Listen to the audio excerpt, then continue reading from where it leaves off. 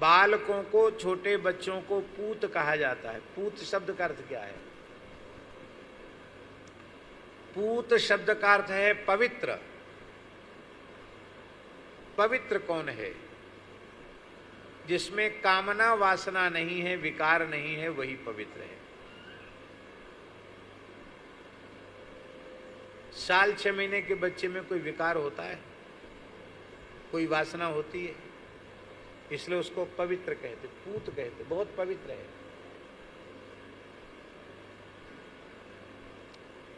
संत सरल चित्त होते हैं, बालक भी सरल होते हैं। इसलिए बालकों को भी संत के रूप में ही अनुभव करना चाहिए। इनको छल कपट करना बड़े लोग सिखाते हैं, झूठ बोलना सिखाएंगे, छल कपट करना सिखाएंगे। बच्चों में ना छल कपट, ना उनमें झूठ, उनमें राग द्वेष भी नहीं होता। पड़ोसी पड़ोसी का इतना झगड़ा कि एक दूसरे के जानी दुश्मन, और उनके छोटे छोटे बच्चे आपस में खेलते, उनमें कोई दुश्मनाई नहीं। फिर बड़े लोग कहते हैं वहां मत जाना, वो हमारा दुश्मन है। तब उस बच्चे की दिमाग में आता ये दुश्मन है। बालक पवित्र होते हैं। इसीलिए प्रहलाद जी का भाव है, कौमार आचरेत प्राज्ञो धर्मान भागवतानिह। भागवत धर्म का आचरण, वैष्णवता का आचरण 5 वर्ष की आयु के पहले से ही करना आरंभ कर देना चाहिए। और हम कहेंगे 5 वर्ष से नहीं, अब तो कहेंगे गर्भ से ही भागवत धर्म का आचरण सिखा देना चाहिए।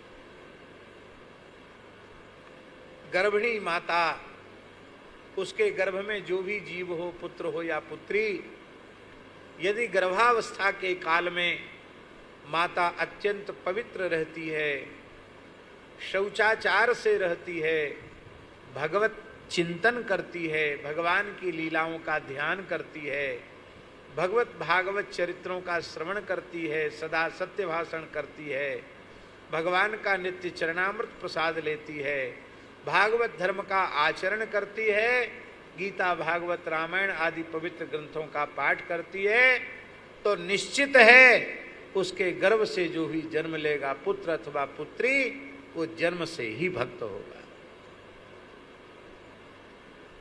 ये तो गर्भ से सावधानी रखनी चाहिए। और फिर जब गर्भ के बाहर आए तो उसको बचपन से ही भजन के मार्ग पर लगाना। कई साल पुरानी बात है, हम समझते हैं शायद 2001 या 2002 की होगी। आज से 23-24 साल पुरानी बात। एक परिवार का एक छोटा बच्चा आया, उसके बड़े बूढ़े भी परिवार के थे, माता पिता भी थे। तो उन्होंने आग्रह किया कि महाराज जी इस बच्चे को मंत्र दे दीजिए। बच्चा मुश्किल से 3 या 4 साल का होगा, 5 साल का भी नहीं था। तो हम हंसने लगे। मैंने कहा कि ये नियम करेगा? बोले हाँ करता है। तो माला फेरता है।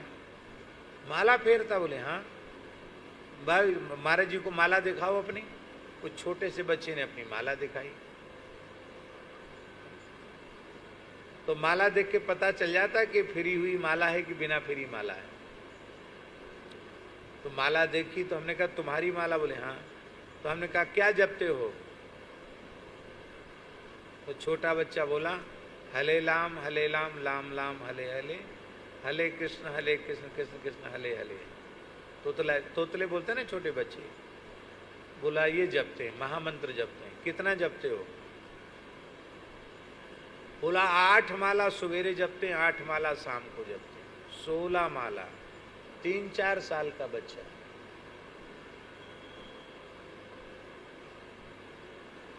मैंने कि भैया तब तो तुमको मंत्र दे दिया जाएगा।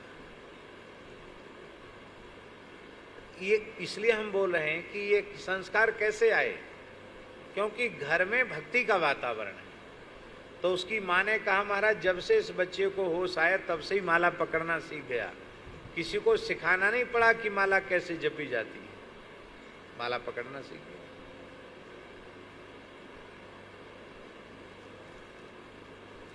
कौमार आचरित प्राज्ञ, कुमारावस्था भक्ति के लिए सबसे श्रेष्ठ इसलिए है कि उस समय कोई विकार नहीं होता है, और उस समय जब निर्मल चित्त निर्विकार चित्त होता है, उस समय जो भक्ति के संस्कार, उनकी जो छाप अंतःकरण पर पड़ती है वो जीवन में कभी मिटती नहीं है। और यदि आपके बालक बालिकाएं भक्त हैं तब तो आपका गृहस्थाश्रम धन्य है, और यदि कहीं बालक ही आपके घर में राक्षस पैदा हो गए तो मरने के बाद नरक जाने की जरूरत नहीं है, जीते जी घर ही नरक बन जाएगा। मरने के बाद तो जहां जाना वहां जाओगे, लेकिन जीते जी नरक हो जाएगा, नरक से बुरा हो जाएगा। बर भल बास नरक करता ता, दुष्ट संग जने दे विधाता।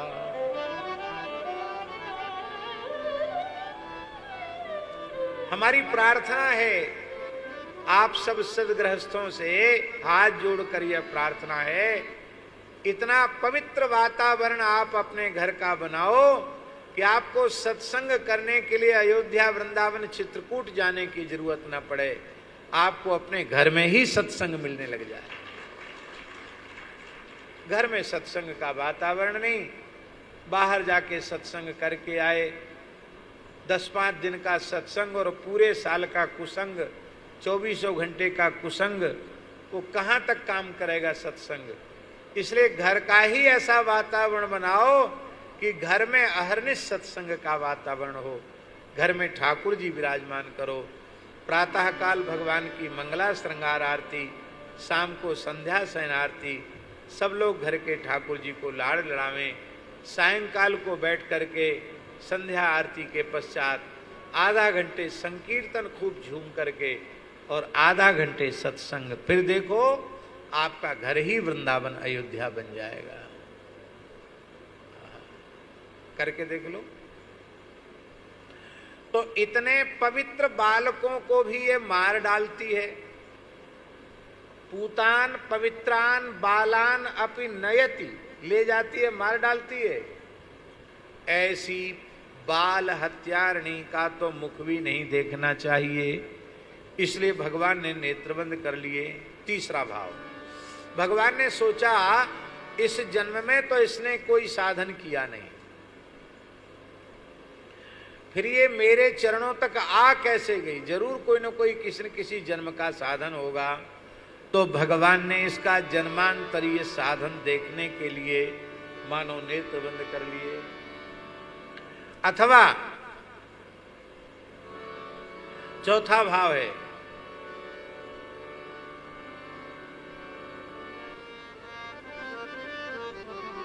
कि मैं तो ब्रज में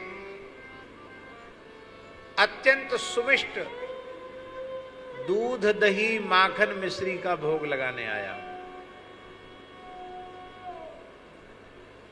और दूध दही माखन मिश्री तो दूर, ये पूतना अपने स्तनों में भयंकर कालकूट विष लगा के, कड़ुआ कड़ुआ जहर लगा के आई है। तो मैं कैसे पीऊंगा इस कड़ुए विष को। तो जैसे कड़वी गोली माताएं बच्चों को खिलाती हैं तो कहती हैं बेटा आंख मूंद के खा, गुटक जा, निगल जा, आंख मूंद के। तो आंख मूंदने का मतलब क्या है कि उसके कड़वाहट पर ध्यान मत दो, उसके स्वाद पर ध्यान मत दो, ऐसे ही खा जाओ। तो छोटे बच्चे जैसे आंख मूंद के कड़वी दवा पी जाते हैं, मानो ठाकुर जी छोटे बालक तो है ही हैं, सोच रहे हैं आंख मूंद के इसका जहर पी जाऊंगा। अथवा भगवान के उदर में अनंत अनंत ब्रह्मांड हैं, अनंत अनंत ब्रह्मांडों में असंख्य जीव हैं, वो जीव व्याकुल हो गए, प्रभु आप विश्वात्मा हैं, आप विष पीने जा रहे हैं, आप विष पिएंगे तो हम सब तो बिना मारे मर जाएंगे, जहर से कोई बचेगा क्या। तो मानो भगवान नेत्र बंद करके अपने उदरगत अनंतानंत ब्रह्मांडगत जीवों को समझा रहे हैं, मैं परमात्मा हूं, विष को ग्रहण कर लूंगा पर तुम्हारे ऊपर विष का प्रभाव व्याप्त होने नहीं दूंगा। मानो इसलिए भगवान ने नेत्र बंद कर लिए। अथवा भगवान शंकर के ध्यान के लिए आंख बंद कर ली कि हे भोले बाबा, ये जहर पीने की सेवा, विषपान करने की सेवा तो आपकी है, आप विष पीजिए, मैं विष क्यों पीऊं, क्योंकि विषपान तो समुद्र मंथन में कालकूट विष निकला था तो आपने ही पान किया था, तो आप तो कृपा करके विष पी जाइए, और मैं तो लाला हूं, मुझे मीठा मीठा दूध ही पीने को दीजिए। इसलिए मानो श्री ठाकुर जी शंकर जी के ध्यान के लिए नेत्र बंद कर लिए।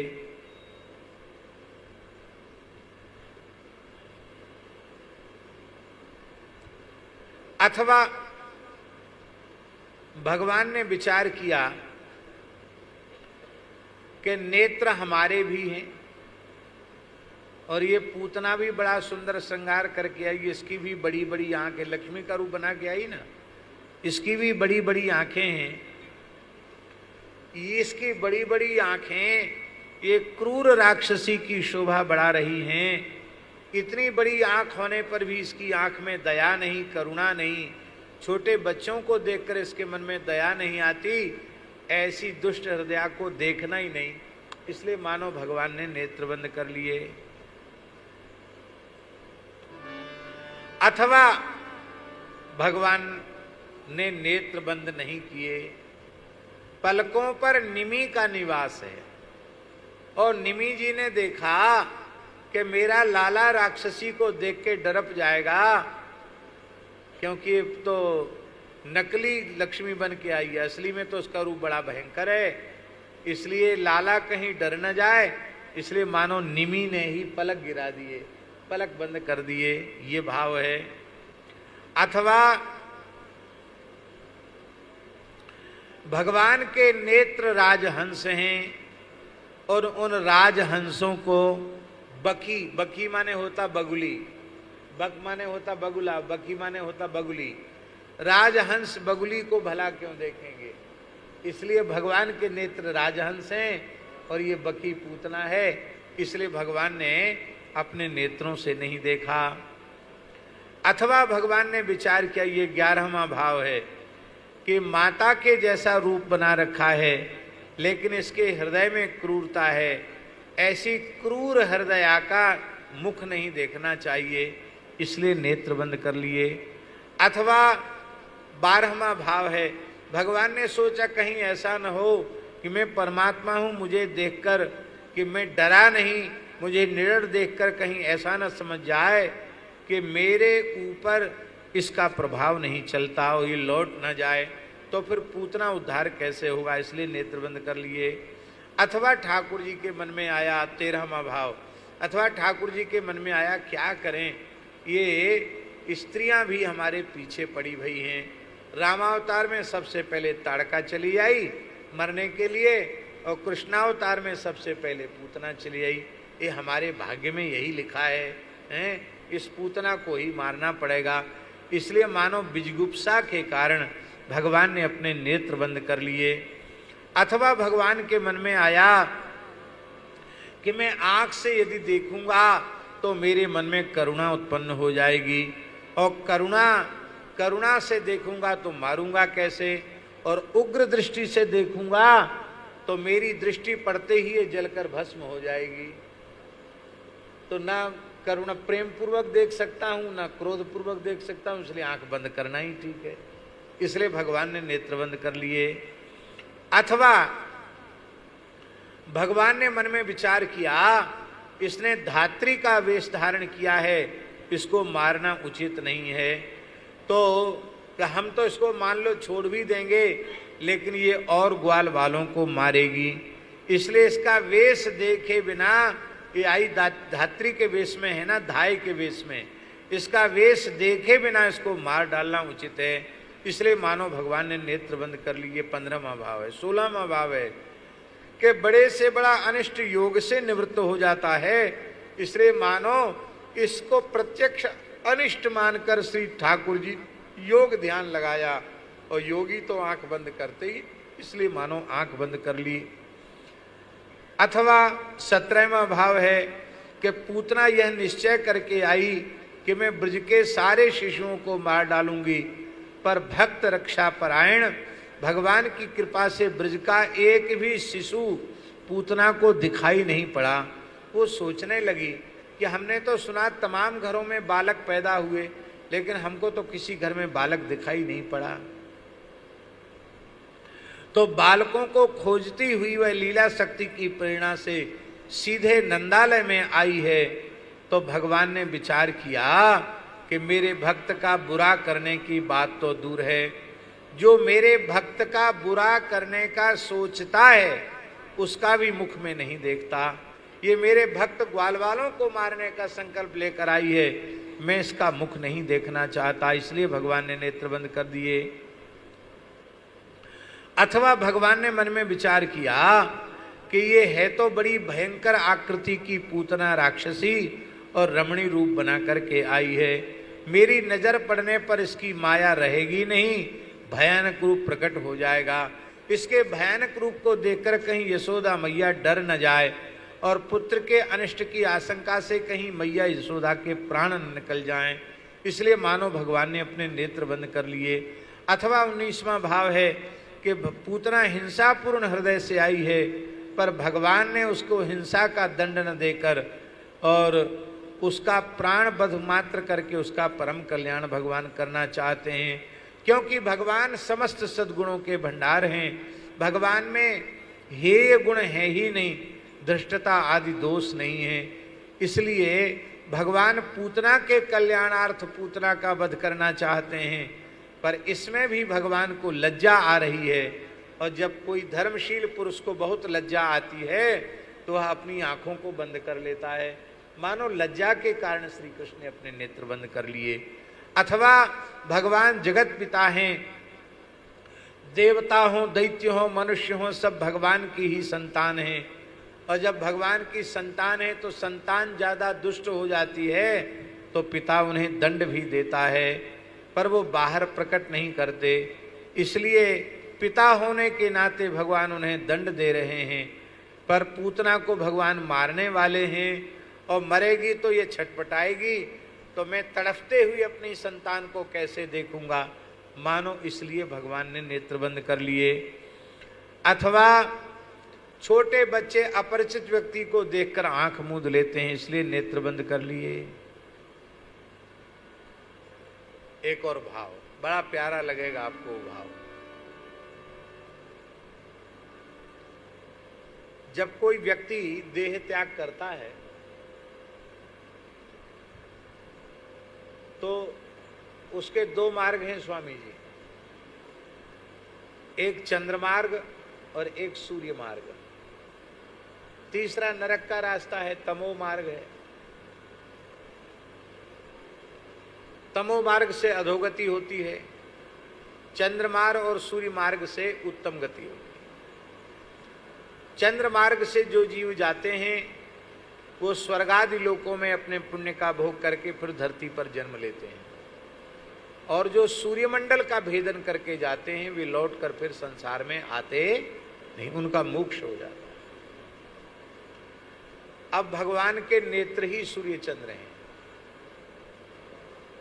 भगवान के नेत्र सूर्य हैं। चंद्रमा मनसो जातस चक्षोहो सूर्यो अजायत, सूर्य नेत्र हैं। अब सूर्य की पुत्री यमुना जी हैं, अब भगवान यमुना जी का पाणी ग्रहण करने वाले हैं, और ये होने वाले सूर्य के जमाई को ही मारना चाहती है, इसलिए सूर्य ने बोले भले ही ठाकुर जी को नहीं मार पाएगी, ठाकुर जी ही इसको मार देंगे, पर मैं इस दुष्टा को अपने मार्ग से गोलोक नहीं जाने दूंगा। इसलिए मानो पलक गिर गई, अर्थात इसका सूर्य मार्ग अवरुद्ध हो गया। जब सूर्य ने पूतना का द्वार बंद कर दिया, मोक्ष का द्वार, तब भगवान ने मन से पूछा, मन में चंद्रमा है, चंद्रमा मन सो जाता, मन में चंद्रमा है। चंद्रमा से पूछा, भाई तुम ही रास्ता खाली कर दो, ये पूतना को सदगति तो हमको देना है। तो चंद्रमा ने कहा, प्रभु आप मेरे वंश में प्रकट हुए हैं और ये आपको ही समाप्त करना चाहती है, आप कितना भी कहो, मैं अपने मार्ग से इसकी सदगति नहीं होने दूंगा। अब नरक इसको भेजना नहीं है, पर स्वर्ग का और गोलोक का द्वार तो बंद हो गया। अब क्या होगा? तो मानो ठाकुर जी ने नेत्र बंद करके यह संकल्प किया, जिस जीव के कल्याण के सारे मार्ग अवरुद्ध हो जाएं, उस जीव को मैं पुष्टि मार्ग से मोक्ष देता हूं। पुष्टि मार्ग माने कृपा का मार्ग, अनुग्रह का मार्ग। मैं अपने संकल्प से ही इसको मुक्ति प्रदान करूंगा।